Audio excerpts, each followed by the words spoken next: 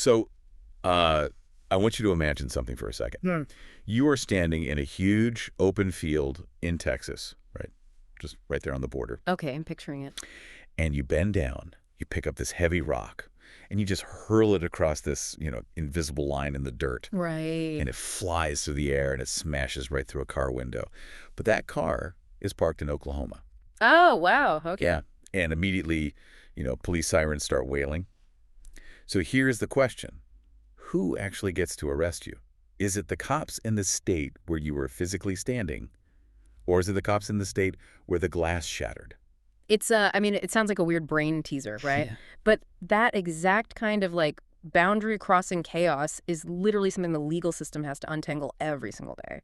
And I think for most of us, usually looking at the legal system from the outside when it's untangling anything, it just looks like watching people speak a completely different language. Oh, absolutely. It's just this walled city of dense jargon and, ancient Latin phrases and all these rules that seem to completely contradict each other depending on what courtroom you walk into. Yeah, and it really is designed, or at least historically speaking, it's designed to be kind of exclusive. Right. It can feel like the secret club where only the lawyers actually know the password. And if you don't know the exact terminology, you're just entirely locked out of understanding how society decides who gets punished and why. But we are carrying down that walled city today, so welcome to the deep dive. Yes, let's do it. Our mission today is to look at the absolute foundational building blocks of criminal law. We're going to figure out where the law actually applies, who can actually be charged with a crime, when a person's mindset legally excuses their actions, and how crimes are ultimately graded at the end of the day. It's a huge topic. It is. And we actually have a really strict rule for this conversation today. So we are only using everyday English. I love that. Yeah, no heavy legal jargon allowed. If a legal term absolutely has to be used, our expert here is going to break it down into plain, simple language immediately. Deal. Because, I mean, the law governs everyday people, so everyday people should absolutely be able to understand the mechanics of it. Exactly. And because we are building this foundation from the ground up, we're going to anchor ourselves frequently. I'm going to make sure to do a quick recap of the core ideas as we move from topic to topic so nobody listening gets left behind. That's a great idea. And our source material today is essentially this masterclass in these fundamentals, complete with these cheat codes. Yeah, the cheat codes are the best part. They really are. They're these special notes from the sources that highlight the most critical, highly tested rules in the legal world. Those cheat codes are incredibly valuable because they point out the traps. They show you exactly where human intuition completely clashes with how the law actually operates. So let's start with that rock thrown across the border. Let's do it. Before we can even talk about, a robbery or a broken window, we really have to know whose rules apply. We have to map those invisible borders. Right. So we're talking about the concept of jurisdiction. Basically, to enforce a rule, a government needs the actual authority to punish you for what you did in a very specific physical space. Okay. And in the United States, that authority is fundamentally split. It's split between the federal government and the individual state governments. Let's look at the federal side first, because I think that's sometimes easier to grasp. Sure. The sources outline three main areas where the federal government basically holds all the cards. And the first one makes pretty intuitive sense, right? It's just federal land. Exactly. So if you are standing in, say, Yellowstone National Park, or you're walking around in the middle of Washington, D.C., or even just inside a federal courthouse in your local town... You're literally standing on federal property. Yes, you are on their turf. The local city cops or the state police, they don't have the ultimate authority there. The federal government does. It's their house, so it's their rules. Right. And then the second area is U.S. citizens who are overseas. Oh, correct. So if I travel to, France or somewhere, my citizenship still tethers me to certain federal rules under specific circumstances. Yeah, you don't just magically escape all U.S. laws the second you leave the country. But the third one, this is where the logistics get really, really fascinating to me. Ships and airplanes. Oh, yeah. This is a classic legal puzzle. Just think about the pure mechanics of an airplane in flight. Okay. You take off from New York, right? Okay. And you're heading to California. You're cruising at like 500 miles an hour. Right. Now, if a fight breaks out in row 12 and a crime is committed, where exactly are you? That's a great question. Because you might be over Pennsylvania when the first punch is thrown, and then maybe over Ohio when the second punch lands. And by the time the flight attendants actually break the whole thing up, You're cruising over Indiana. Exactly. So if we left that up to the states to handle, it would be an absolute nightmare to prosecute. I can imagine. Pennsylvania, Ohio, and Indiana would all be, like, fighting over whose airspace it was. Or worse, they might all just throw up their hands because nobody could mathematically prove the exact GPS coordinates of where the punch happened. Yeah, that makes sense. So states cannot easily manage these moving targets that cross their borders every 10 minutes.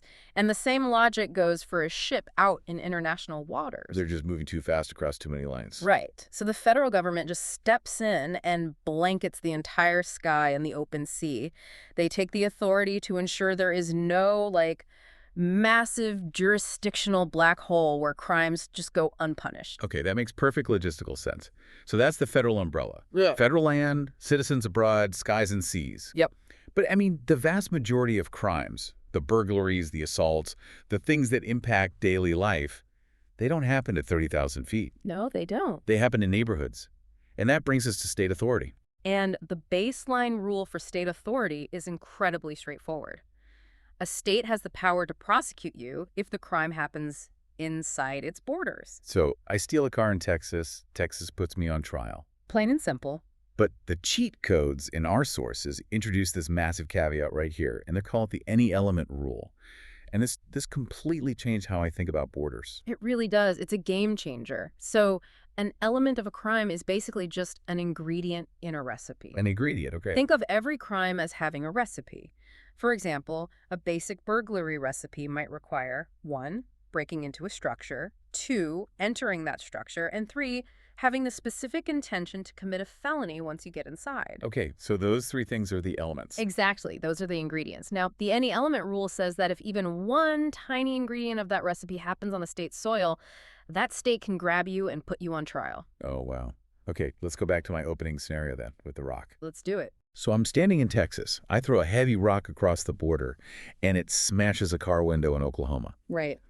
Based on this any element rule, does Oklahoma actually have the right to arrest me even though I never even set foot in their Yeah, state? absolutely. Oklahoma has total authority to prosecute you. Really? Why? Because the actual destruction of property, the shattered glass, the impact of the rock, that is a core ingredient of the crime of vandalism or property damage. And that ingredient happened on Oklahoma dirt. The actual result of your action manifested right there. Okay, but what about Texas? Do I get a pass from them because the damage happened somewhere else? Not at all. Wait, really? Really? Texas also has the authority to prosecute you because of the physical act of throwing the rock, like the initiation of the force that happened on Texas soil. Oh, I see. So Texas holds an ingredient of the recipe, and Oklahoma holds an ingredient of the recipe.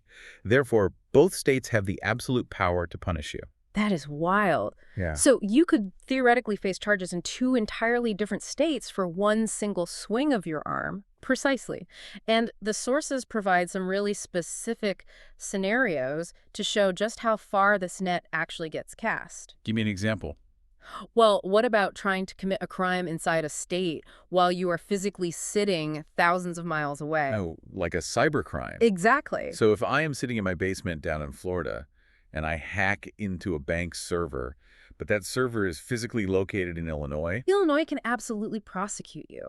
The target of your crime, the harm you are actively trying to cause, is located within their borders. Your physical absence from Illinois is completely irrelevant. okay. Another crazy scenario is planning a crime, which the law calls a conspiracy. Okay, let's test this one. Let's say 3 people are sitting in a diner in Nevada, right? Okay. And they are meticulously planning to rob a casino in California. They draw up all the blueprints, they figure out the security rotations, all while just drinking coffee in Nevada. But before they can even drive to California, they get caught. Okay, so California can't do much yet because literally nothing has happened there. Right. But Nevada can absolutely prosecute them for the criminal plan because the planning itself happened in Nevada. Makes sense. But let's add a twist to this. Okay. Let's say they make the entire plan in Nevada, and then just one of them drives across the border into California just to buy, I don't know, a very specific type of drill they need to break into the vault. Wait, just buying a drill? Like a perfectly legal item from a hardware store? Right, Yep. just buying a drill. But buying that drill is an action taken to move the criminal plan forward. Oh, I see. Because that one single action happened in California, California now has jurisdiction over the entire criminal plan. One tiny act crossed their border, and their trap snapped shut. It's like a tripwire. Exactly like a tripwire. The final scenario the sources highlight is actually failing to do something the law requires. Failing to act. Yeah. Let's say a court in New York orders a parent to pay child support, and that parent moves away to Arizona and just simply stops sending the checks. Oh, so New York can still go after them. Yes, New York can still prosecute them. The failure to act, the absence of the money that happened in New York. Wow. Okay, let's do a quick recap of this section to make sure we have this foundation completely solid. Good idea. So the federal government handles federal lands, the skies, the seas, and citizens abroad. Right. But the states get involved if even one tiny piece, like one ingredient in the recipe of the crime, touches their dirt. You cannot escape a state's rules just by standing across the border if your actions or your plans cause ripples inside of it. That is the perfect summary. We know exactly where the law applies now. Okay, awesome. So with the map drawn, we need to ask who exactly is standing on that map. Who gets the blame when a crime actually occurs? Because, I mean, it is incredibly rare for a major crime to be executed by just one lone wolf acting in a total vacuum. Right. It's almost always a team effort, right? Oh, absolutely. Yeah. And the law hates a tangled web, so it has created very specific buckets to sort people into based on the exact role they played. Okay. The first, and honestly most obvious bucket, is the principal. The main actor. The person whose hands are actually doing the dirty work. Yes. The Yeah. one kicking in the door, the one swinging the crowbar. That is what the law calls physical presence. Okay. But the sources highlight something called constructive presence, which really expands who gets thrown into that main actor bucket. Okay, let's break down constructive presence. Because if physical presence is standing in the bank vault with the money, what is constructive presence? Well, constructive presence means you are not physically executing the bad act with your own hands, but you are so vital to the immediate execution of the crime that you are effectively controlling the situation. Okay, I'm imagining the getaway driver. Yes, perfect example. Right. Because they're sitting in a running car, like 2 blocks away. Yeah. They aren't inside the bank at all. They haven't spoken to a single bank teller or touched a single dollar bill. Exactly. The getaway driver is not physically present in the vault, but they are constructively present. Because a robbery needs them. Right. The robbery literally cannot function without them waiting down the street. They are an essential part of the immediate, real-time execution of the crime. Therefore, the law doesn't treat them as some minor helper. Wow. The law treats them as a principal. If there are 3 people in the bank and 1 in the car, the law sees 4 co-principals. They all share the absolute maximum level of blame. Okay, so those are the people running the show. What about the people on the sidelines? The ones who helped set the whole thing up but maybe weren't even there on the day? That brings us to the accomplice bucket. An accomplice is someone who helps, encourages, or facilitates the crime before or during the act. Basically the helper. Right, the helper. And here is where our cheat codes give us a fantastic piece of advice. Do not get distracted by the old school terminology. Okay, what do you mean? Historically, the law had all these really granular labels based on exactly where you were standing. If you were standing outside the bank acting as a lookout, they called you a principal in the 2nd degree. Sounds fancy. Right. And if you were safely at home, but you were the one who provided the blueprints to the bank a week earlier, they called you an accessory before the fact. It just sounds like they are trying to grade how involved you were based on your exact GPS coordinates. They were, historically. But the modern rule, the one that really matters today, is that your location only changes your label. It might change the fancy title the court gives you, but it does not change your liability at all. So it doesn't matter where you are. Nope. Whether you are cheering them on from the sidewalk or handing them a map 3 days prior, you are an accomplice. You are on the hook for the crime. Okay, but this brings up a massive question for me about the mindset of the helper. Okay, go ahead. Like, how much do I have to know and how deeply do I have to be involved to be labeled an accomplice? Our sources dive into a split between a majority rule and a minority rule across the country. Yeah, and this is actually one of the most philosophically interesting parts of criminal law because it is entirely about what is going on inside your head. Let's look at the majority rule first. This is how most states handle this. Under the majority rule, to be an accomplice, you must intend to provide help. And D in the D, you must actually want the underlying crime to succeed. Wait, let me test that. Sure. Are you saying mere knowledge of a crime isn't enough to make me an accomplice? Under the majority rule, mere knowledge is usually not enough. Okay, let's play this out because I want to understand this. Okay. Let's say I own a local hardware store. A guy walks in. He is visibly furious, just muttering to himself. He drops a heavy steel crowbar on my counter, and he looks right at me and says, I'm going to use this to break into my ex-boss's house tonight and absolutely smash his television. Right. And I ring him up. I take his $20. I hand him the receipt. I know with 100% certainty what he's about to go do. You know for sure. I know for sure. But personally, I do not care about his boss. I don't care if he smashes the TV or if he gets arrested halfway there. Yeah. I just wanted to sell a piece of my inventory. I wanted the $20. Am I an accomplice to his break-in? Under the majority rule, no, you are not an accomplice. Are you serious? That feels completely counterintuitive. I literally sold him the tool knowing his entire criminal plan. I know. I know it feels like you should be held responsible, but the law draws a very strict line here. You had knowledge, yes. You provided a tool, yes. But you did not share his criminal intent. Because I didn't care about the TV. Exactly. You did not actively want his crime to succeed. Your only goal was a standard commercial transaction. You wanted $20. The law says that to be a true helper, you have to have a stake in the venture. You have to actively desire the bad outcome. But why? Why does the law protect the hardware store owner in that situation? Because if mere knowledge was enough, commerce would just grind to a halt. What do you mean? Imagine a taxi driver, right? He overhears his passengers talking in the back seat about a drug deal they are heading to. Oh. Does the taxi driver have to slam on the brakes and kick them out on the highway? Does the gas station attendant have to refuse to sell gas to a car full of gang members? If knowledge equaled guilt, everyone would be paralyzed, just terrified of accidentally facilitating a crime just by doing their normal everyday job. Okay, I actually understand the underlying logic of that now. But you mentioned there is a minority rule. Yes, a smaller number of states look at that hardware store scenario and say, absolutely not. You sold him the crowbar knowing his plan, you are guilty. Oh, wow. Yeah, in minority rule states, knowing about the crime and providing assistance is enough to make you an accomplice, regardless of whether you personally cared about the outcome at all. It really depends on what state your hardware store is in. It does. But what if the crime doesn't require a specific plan? Like, what if the crime is just about being incredibly reckless? That is the one major exception to the mental state rule. If the crime is rooted in recklessness, like, say, illegal street racing, the rules change. Okay. Let's say two people decide to drag race down a residential street. One driver loses control and hits a pedestrian. The second driver didn't hit anyone, but the second driver can be charged as an accomplice to the vehicular assault. Even though neither of them wanted to hit a pedestrian. Right. They didn't want the bad outcome to happen. But they both shared the reckless mindset. They both agreed to create an incredibly dangerous situation. And because they shared the recklessness, they shared the blame for whatever that recklessness causes. Wow. Okay, let's do a quick recap of Section 2 just to anchor ourselves again. Let's hear it. So we've established the players. The principal is the main actor, and that includes the getaway driver who's controlling the scene from down the block. That's constructive presence. Exactly. Then the accomplice is the helper.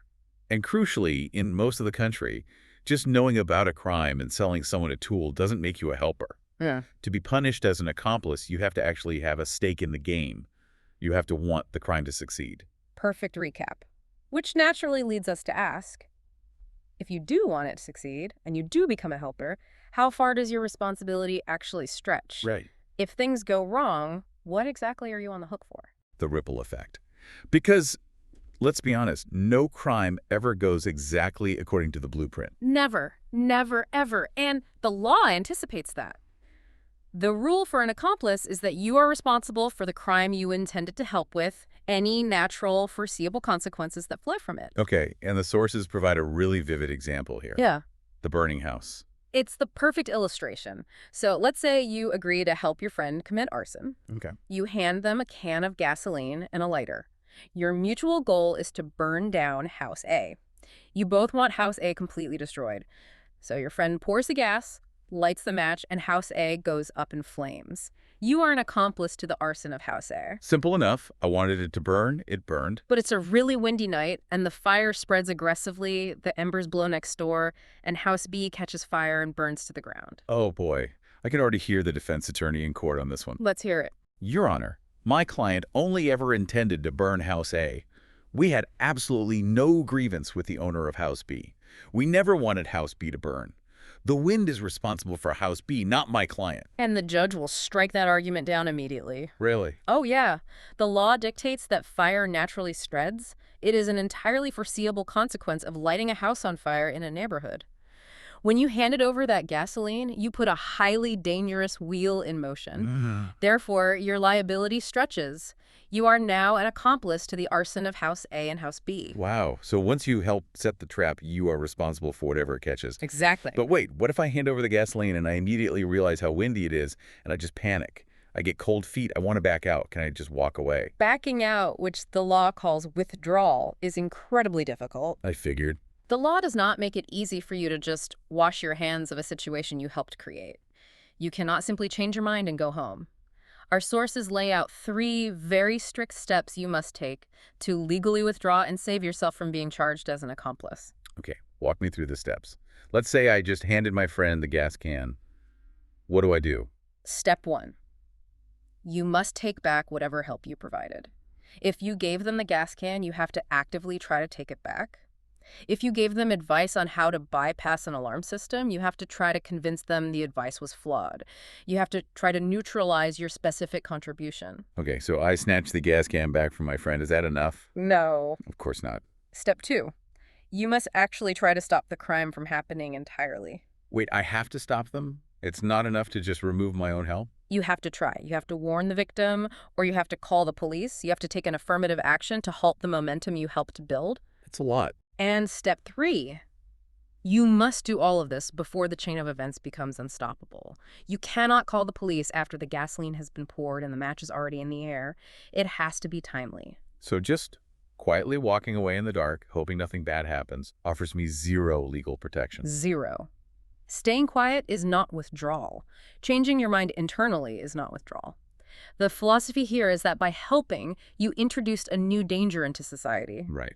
You have a legal duty to clean up your own mess. If you don't actively try to defuse the bomb you helped build, you are responsible when it detonates. That is a very heavy burden, but it makes a lot of sense. Now, the cheat codes also list a few situations where someone might look like a helper, but the law explicitly says they are not an accomplice. Yes. There are 3 exceptions. Let's break these down into everyday concepts. Okay, the first exception is what the law calls protected persons. This applies when a criminal law was written specifically to protect a certain vulnerable group of people. Give me a real-world example of that. The clearest example is statutory rape. A minor cannot be charged as an accomplice to their own statutory rape, even if they willingly participated or encouraged it. Okay, that makes sense. The entire purpose of the law is to protect minors because society has determined they cannot legally consent. It would be entirely contradictory to punish the very person the law is actively designed to shield. Right, you cannot be an accomplice to your own victimization. What is the second exception? The second is necessary parties. This happens when a crime naturally requires 2 people to interact, but the law only chooses to punish one side of that transaction. Oh, like selling illegal drugs. Exactly. To have a drug sale, you fundamentally need a seller and a buyer. You can't sell drugs to a wall. Right. The law targets the seller. The person buying the drugs is obviously facilitating the sale. They are handing over the money, but the law does not consider the buyer an accomplice to the sale. They might get arrested for possession later, but they aren't charged with drug distribution. Correct. The law views the buyer as a necessary part of the environment, not as a co-conspirator to the actual distribution network. Okay. And the third exception? The third is the innocent agent. I'm guessing this is someone who is just completely clueless about what they are doing. Yes, someone who is tricked or manipulated. Imagine a malicious employee at a shipping company who packs an explosive device into a box and hands it to a delivery driver saying, "Hey, take this to the CEO's office." Okay. The delivery driver carries the bomb right past security and places it on the desk. The delivery driver physically facilitated the crime. I mean, without them, the bomb never gets to the desk. But they had absolutely no criminal intent. They were an innocent agent used essentially as a tool by the true criminal. They're completely shielded from any accomplice liability. Okay, I have a scenario here from the sources that genuinely boggles my mind. It's a rule called independent liability. Oh, this one is tough for people to swallow.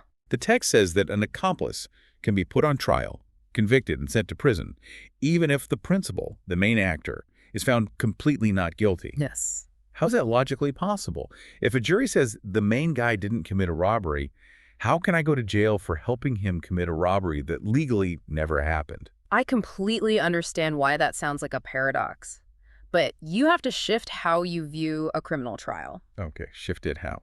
An accomplice's trial is not a sequel to the principal's trial. It is an entirely independent evaluation of your actions and your mindset. Explain how that plays out in an actual courtroom. Let's say you and a friend plan a burglary. You buy the tools, you draw the map, you act as the lookout. Your friend goes inside and gets caught.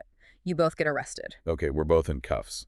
Your friend goes to trial first. Now, maybe your friend gets incredibly lucky. Maybe the police searched his house without a warrant and the judge throws out all the evidence against him. Or maybe his defense attorney is incredibly charismatic and the jury feels sorry for him and lets him off the hook. So the principal walks free. He walks free, but then it is your turn. Your trial begins. The jury in your trial isn't looking at the other guy. They were looking at the evidence against you. Right. They see the map you drew. They see the receipt for the tools you bought. They see your text messages actively encouraging the crime. And the law says my guilt is based on my own choices, not on whether my partner managed to exploit some loophole. Exactly. You had the criminal intent and you took the criminal actions. The fact that the main actor slipped through the cracks of the justice system does not magically erase your bad behavior. Independent liability means you answer for your own soul, regardless of what happens to anyone else. Wow. Let's do a quick recap here for Section 3. Okay. We've covered the ripple effect. If you choose to help, your blame spreads to any foreseeable accidents, like a fire jumping to a second house. Yep. If you want to back out, you can't just quietly walk away. You have an active legal duty to try and defuse the situation. And your guilt as a helper is completely independent. You can go to prison even if the main actor beats the charges on a technicality. Exactly right. So we have thoroughly mapped out the people who are involved before and during the crime. But what happens when the dust settles? Right. The sirens are fading, the robbery is over, and someone knocks on your front door in the middle of the night asking for a place to lay low. We are moving into the aftermath. The law calls this bucket the accessory after the fact. And this is a person who has absolutely nothing to do with planning or executing the original crime, but they step in afterward to help the criminal evade the justice system. Yes. Now, you can't, accidentally become an accessory after the fact, right? Mm-hmm. Our sources say there are 3 specific hurdles a prosecutor has to clear to put you in this bucket. Yes. The requirements are very strict. First, you have to actually know that a felony was committed. Okay. If your brother shows up at midnight, sweating and asking to crash on your couch, and you genuinely think his car just broke down, you are not committing a crime by letting him sleep there. You lack knowledge. Okay, so knowing a crime happened is step 1. What is the second hurdle? You have to provide actual physical or logistical assistance. Letting him hide in your basement, giving him a change of clothes, burning his bloody jacket in your fireplace, or, giving him cash for a bus ticket. You have to do something tangible. And the third requirement? Your internal goal, your intent, must be specifically to help him avoid arrest, trial, or punishment. You have to be actively trying to thwart the police. And our cheat codes emphasize a really critical point about how this is punished. Being an accessory after the fact is punished as a totally separate, distinct crime from the original act. This is a huge distinction. If you help hide a bank robber, you are not charged with bank robbery. Oh, really? Yeah, the robbery was already complete before you even opened your front door. You are charged with the separate crime of being an accessory after the fact, which essentially means interfering with the criminal investigation. That makes sense. And the punishment for that is almost always significantly lighter than the punishment for the main crime. Let's talk about the limits of this, because I think a lot of people worry about the rules of silence. Oh, sure. Let's say I am sitting on my porch, I look across the street, and I clearly see my neighbor breaking into a car. I know a crime is happening, but I hate my neighbor, I hate the police, and I just don't want to get involved at all. I go inside, lock my door, and say absolutely nothing.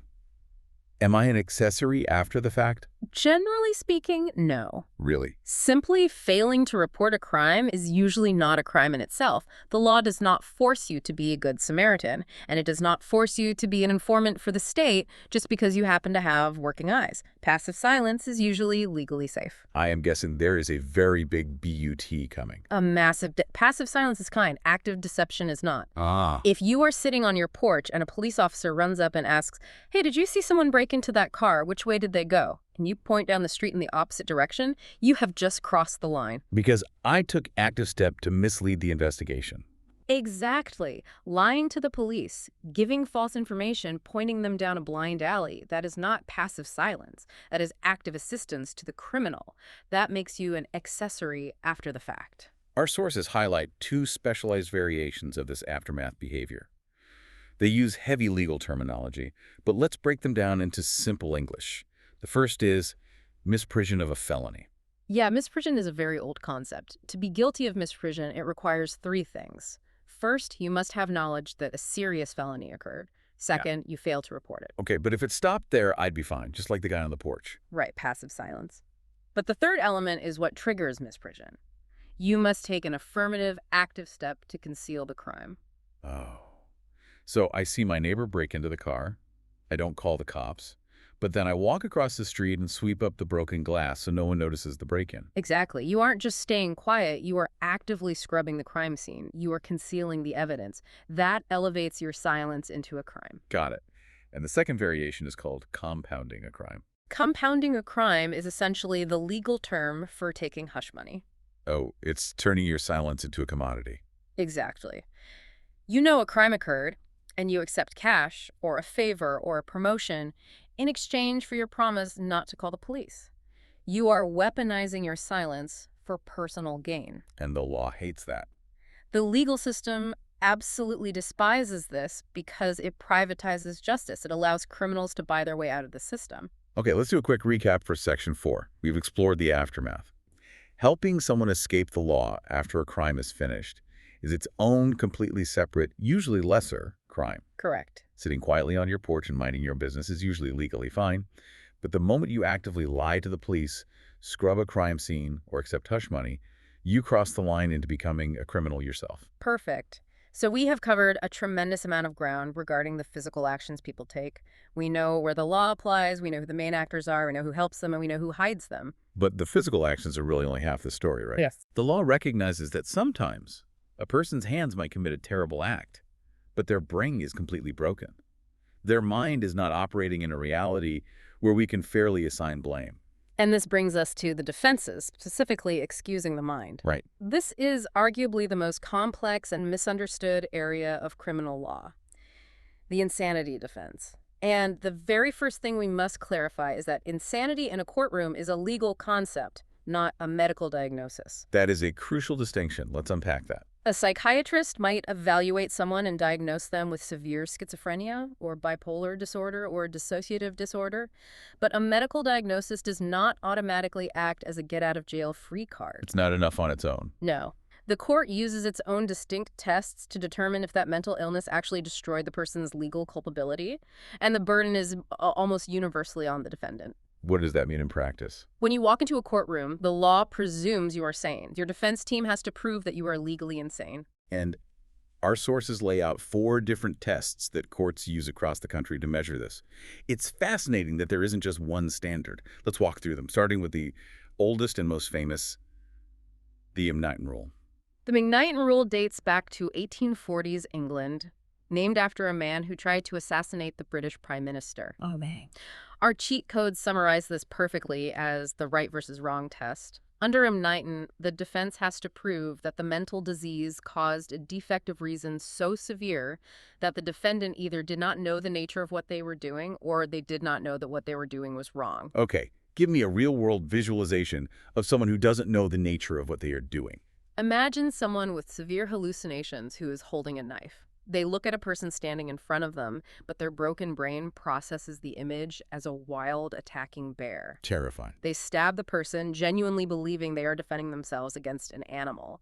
They did not know the nature of their act was killing a human being. Okay, what about the second half? Not knowing it was wrong. This is someone who knows they are killing a human being, but their illness has completely inverted their moral compass. How so? They believe God is speaking directly to them through the television, commanding them to kill this person to save the universe. They know they are taking a life, but their delusion convinces them it is the ultimate righteous act. Under McNighton, they cannot comprehend the wrongfulness.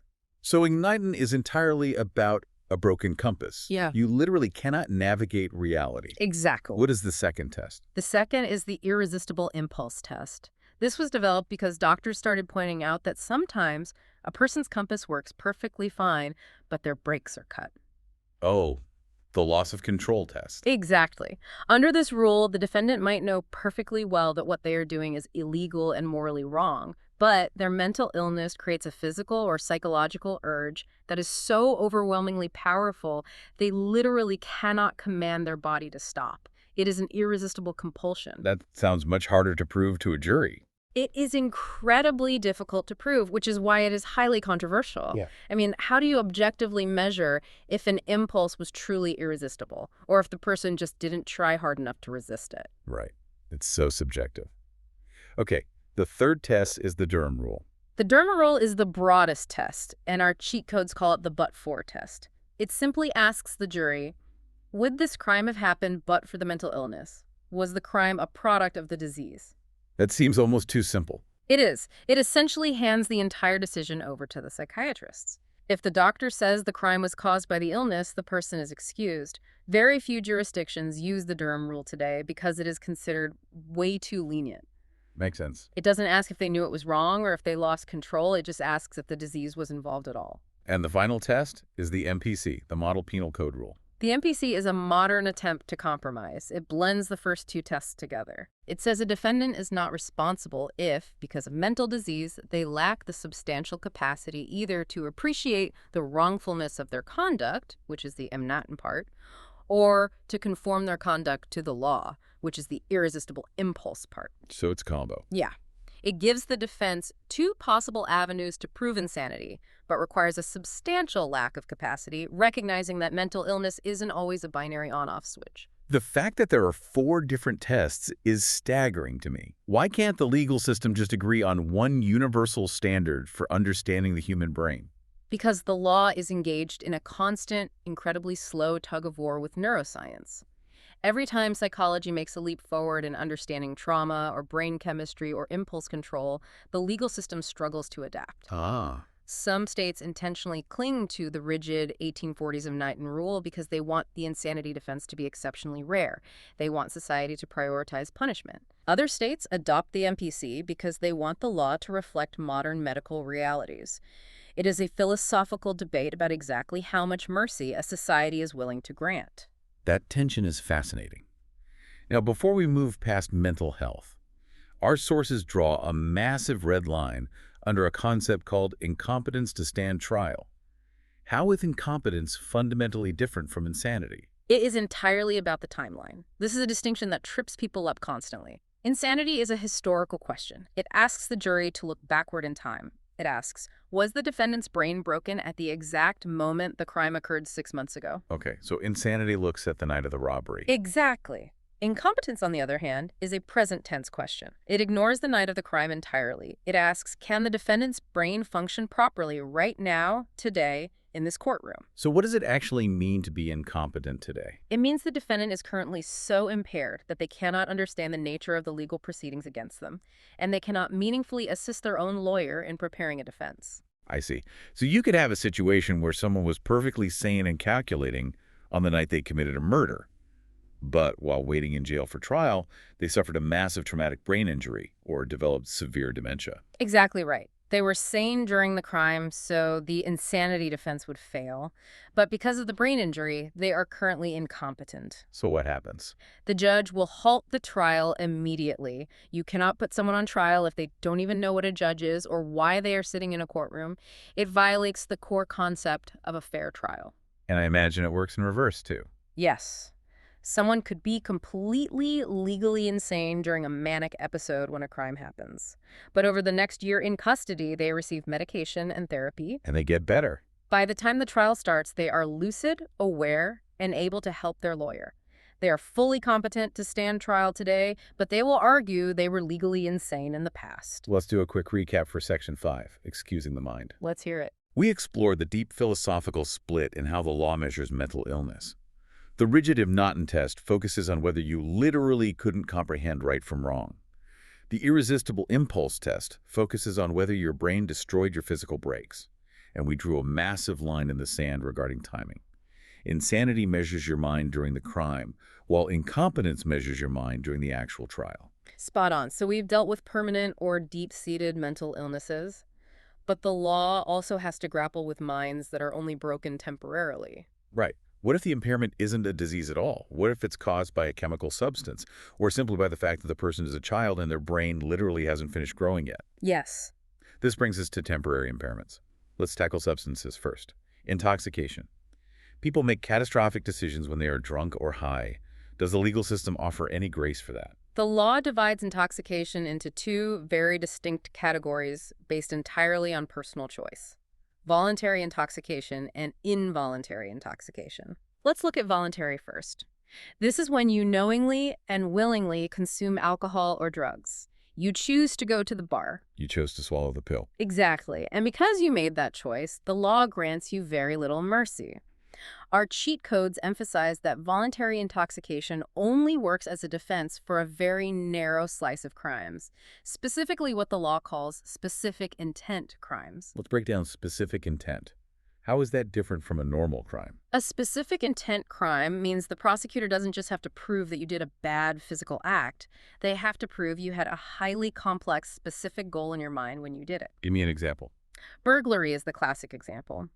The legal definition of burglary is not just breaking someone's window and entering their house. That is just breaking and entering. Okay, so what makes it burglary? Burglary is breaking into a house with the specific intent to commit a felony once you get inside, like stealing jewelry or committing an assault. It requires a forward-looking plan. So how does choosing to get completely blackout drunk interact with that forward-looking plan? Let's say you drink a bottle of whiskey, you stumble down the street, you smash a window, and you pass out on a couch. The prosecutor charges you with burglary. Right. Your defense lawyer can argue, look at my client. He was so incredibly intoxicated that his brain physically lacked the capacity to form a complex, forward-looking plan to steal jewelry. He was just a confused, drunk person who thought he was breaking into his own house to sleep. And if the jury believes he was actually too drunk to form that specific plan, he beats the burglary charge. He beats the specific intent charge of burglary. However, he is still going to be found guilty of breaking and entering or vandalism, because those are general intent crimes. Which means? General intent crimes do not require a complex plan. They just require you to do the physical act, like throwing a punch. Battery is a general intent crime. So, to use an analogy, if I choose to drink 10 beers and I get angry and punch someone in the face at the bar, I cannot stand in front of a judge and say, Your Honor, I was too drunk to know I shouldn't punch him. Exactly. The judge will look at you and say, you took the risk of losing your inhibitions when you chose to drink those 10 beers. Huh. The punch is your responsibility. Wow, okay. Voluntary intoxication will never excuse a general intent crime or a crime of recklessness like drunk driving. You chose to poison your brain, so you own the consequences of what your poisoned brain does. That is voluntary. But what about involuntary intoxication? Because this is the nightmare scenario. You are at a party, you step away from your drink, and someone slips a powerful hallucinogen into your glass without you knowing. Yes. Or a doctor gives you a prescription pill, but the pharmacy made a terrifying error and gave you the wrong medication entirely. That completely flips the script. Involuntary intoxication means you did not choose to impair your brain. An outside force did it to you against your will or without your knowledge. Okay. Because you are essentially a victim of the substance, our cheat codes tell us that the law treats involuntary intoxication almost exactly like the insanity defense. Wait, really? It's that powerful of an excuse? Yes. If you are involuntarily drugged, and that drug temporarily destroys your ability to understand right from wrong, you can be excused from all our crimes. Not just the specific intent ones, but the general intent ones too. That's huge. If someone spikes your drink and you have a psychotic break and punch a bouncer, you have a valid defense against the battery charge. You are temporarily legally insane through absolutely no fault of your own. The fault lies with whoever spiked the drink. Precisely. The law recognizes that a person cannot be blamed if their mind was hijacked. Okay, that covers chemical impairments. What about the ultimate biological impairment? Infancy. We were talking about age limits. An 8-year-old who finds a loaded gun in a nightstand and accidentally shoots a sibling is not a calculating murderer. Their brain hasn't developed the capacity for true criminal malice.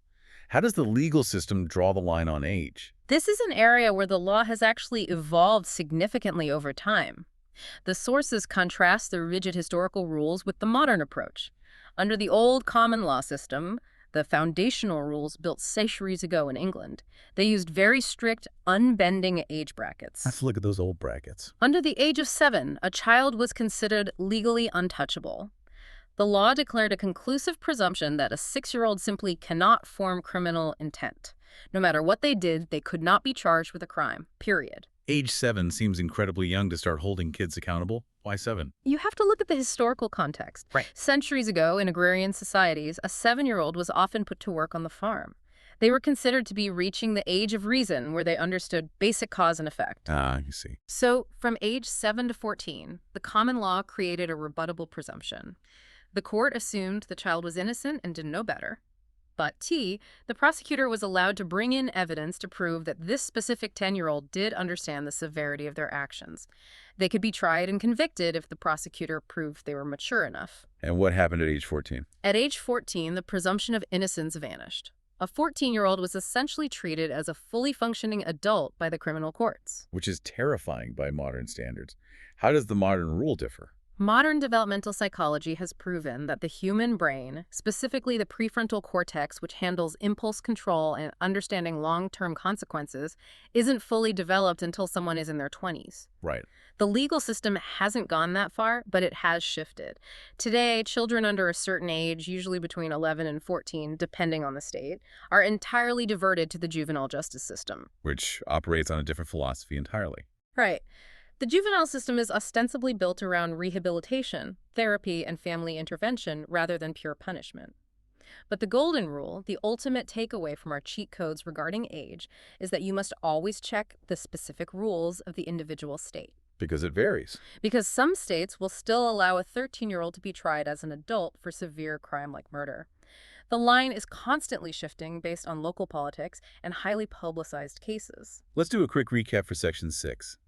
Temporary impairments. Go for it. We learned that choosing to get drunk voluntary intoxication will almost never excuse bad behavior unless the crime requires a highly complex, specific plan. However, having your drink spiked in voluntary intoxication hijacks your brain and works just like temporary insanity defense. And finally, the law draws hard, age-based lines to excuse children, recognizing that a developing brain cannot carry the full weight of criminal blame. Excellent. Which brings us to the final piece of the architecture. We have looked at every possible angle. We know the jurisdiction, we identified the principal actors and the accomplices, we checked to see if they withdrew, we looked for accessories hiding them, we evaluated their mental sanity, their sobriety, and their age. And if, after running through that entire gauntlet, the system determines that a person is fully legally responsible with no valid excuses, how does the system ultimately grade the severity of what they did? Because obviously, shoplifting a candy bar from a gas station is not treated the same as armed robbery of a bank. No, it isn't.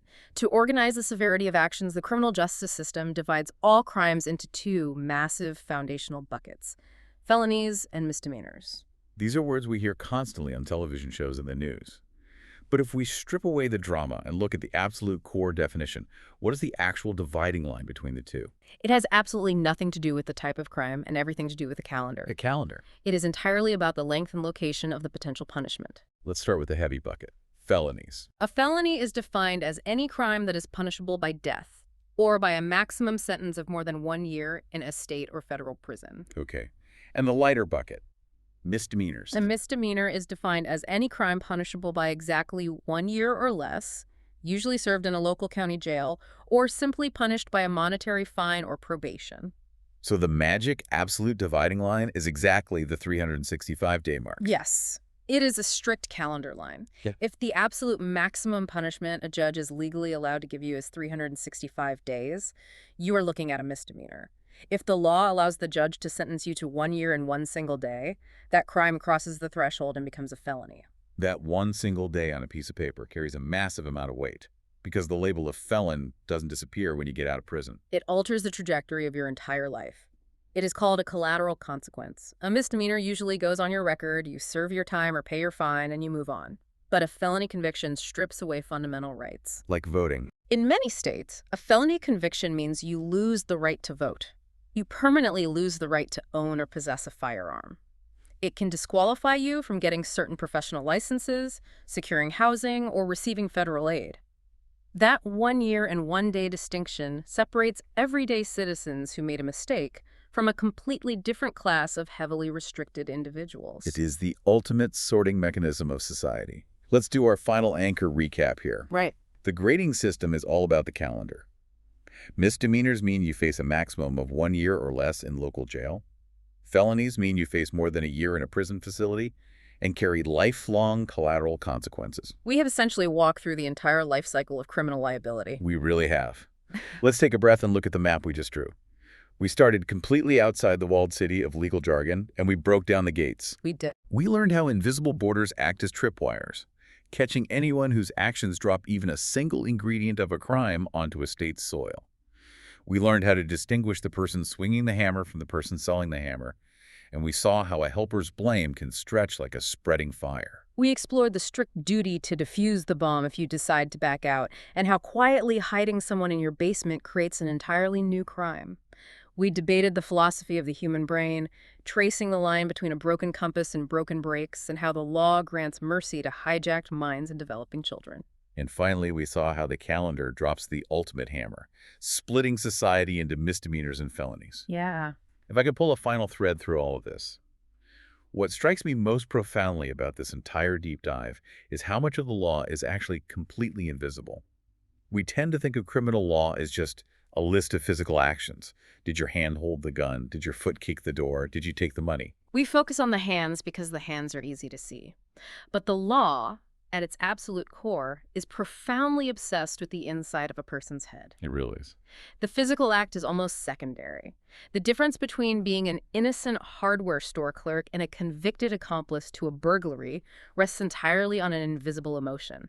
Yeah. Did you want the crime to succeed? Right. The difference between a horrific murder and a tragedy excused by insanity rests entirely on invisible brain chemistry. Could your mind comprehend right from wrong in that split second? The law is constantly trying to weigh the human soul. It is trying to quantify intent, desire, and control. It's an imperfect system trying to measure the unmeasurable. That is a brilliant way to conceptualize it. So I will leave you, the listener, with a final provocative thought to chew on. Okay. The next time you are scrolling through your phone and you stop on a news headline about a major complex crime, a massive corporate fraud, a tragic accident, a coordinated heist, look past the main suspect whose face is plastered on the screen. Look past the person who physically committed the act. Ask yourself, based on the architecture you learned today, who else might be quietly, legally responsible in the background? Who sold the tools, knowing the plan? Who sat in a car 2 blocks away, constructively controlling the scene? Who scrubbed the security footage after the fact? Because as we have seen today, the net of the law is cast incredibly wide, and it catches people not just for what their hands did, but for what their minds knew and what their hearts intended. Once you know how the threads connect, you realize the web is everywhere. It really is. Thank you for walking through this foundational blueprint with us. Keep questioning the rules, stay curious, and we will catch you on the next deep dive.